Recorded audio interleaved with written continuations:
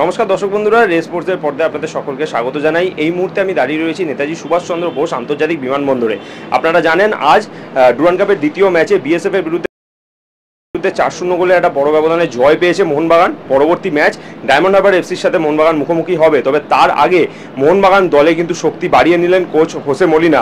আপনারা এর আগে আমাদের রেস স্পোর্টসের পর্দায় দেখেছিলেন যে ডুরান্ড কাপের ম্যাচের আগে কিন্তু কলকাতায় চলে এসেছিলেন এক এক করে মোহনবাগানের বিদেশিরা এবং তাদের কোচেরা, এবং সেই মতোই আজ কলকাতায় পা রাখলেন মোহনবাগান দলের বিশ্বকাপার এবং গোল মেশিন জেমি ম্যাকলারেন।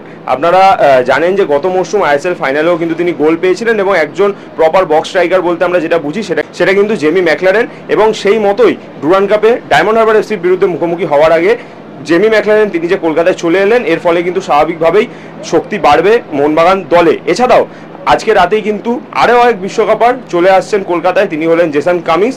চলুন দেখে নেওয়া যাক জেমি ম্যাকলারেন তিনি যে কলকাতায় এলেন সেই সময়ের এক্সক্লুসিভ কিছু ফুটেজ রেস স্পোর্টসের পর্দায়।